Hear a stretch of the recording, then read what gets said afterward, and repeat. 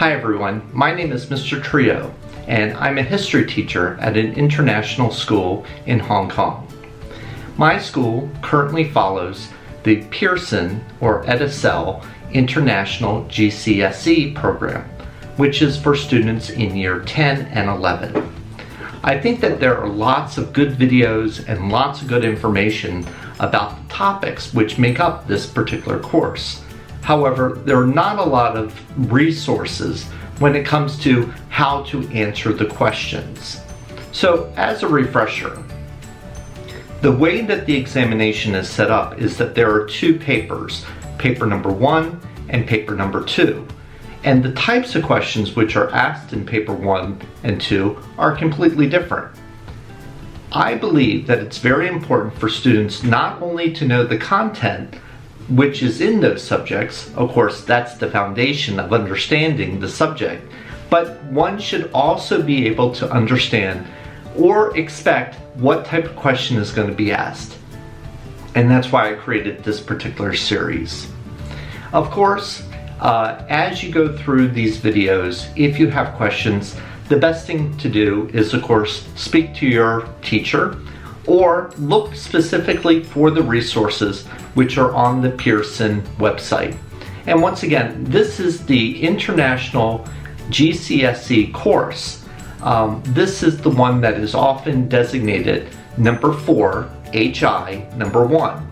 And they use this motif of a tree on the booklets and such to distinguish it from other types of programs in history that Pearson may have. In addition, there are a number of great resources from the official publications of the Pearson IGCSE program. In all these particular publications, the blue pages are designated to how to answer these questions. This video series not only looks at the questions itself, but it will also investigate the specific skills which are associated with each of the different questions. In each of the cases, I've tried to directly reference the materials from the specifications curriculum book. All right, so let's start with some refresher information about the GCSE course, and that is that there are two papers, as I mentioned before. Paper 1, which is referred to as the depth studies. Students are required to learn 2 topics. Paper 2 is broken into 2 parts: the investigation, which includes 1 topic, and the breast studies, which includes 1 topic. This particular video series is related to any of the topics that you choose. So it doesn't matter if you are studying the French Revolution or if you are studying dictatorship and conflict in the Soviet Union. This particular video series is designed for anyone who is studying any of these subjects, because the way that the questions are structured is exactly the same for any of these 8 topics. Likewise, as we get into the next series, which is focusing on paper number 2, it doesn't matter if you study Russia and the Soviet Union or East Germany. The questions are structured exactly the same. There is also a very good publication which has some sample questions which you can take a closer look at. And then finally, the breast studies. There are 7 different topics that you can choose from. The videos that focus on the breast studies will be done exactly the same. For both of the papers, the questions are structured in what is referred to as an ABC type question. A questions are worth 6 marks and are obviously the easiest questions to answer. I often think of these as foundational questions in which they are based on skills such as knowledge and understanding. But once again, let me reiterate, the way that a question A is structured in paper 1 is completely different than question or in paper number 2. So it's important to understand the difference between them.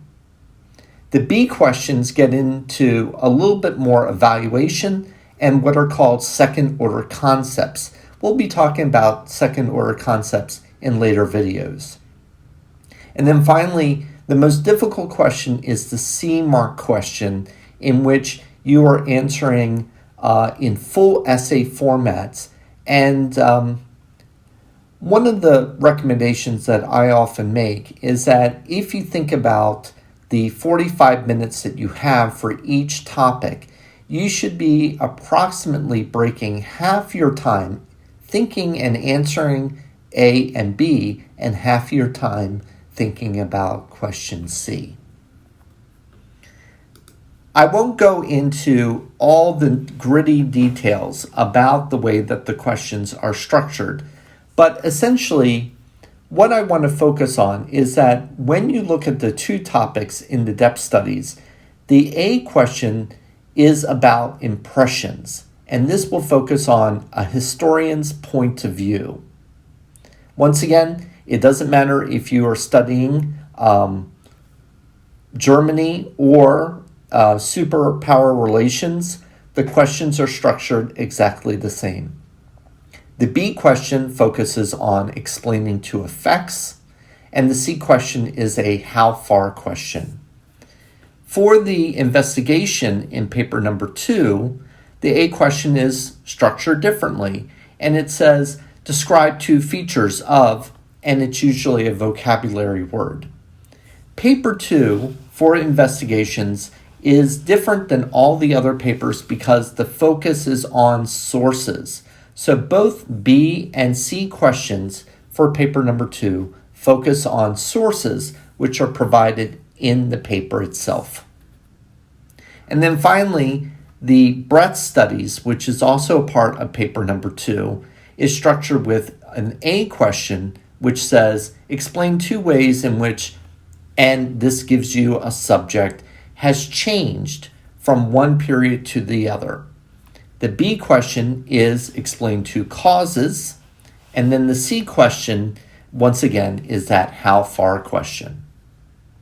I certainly hope that this short introduction is helpful, and you can look at this as a complement to the other videos in the series.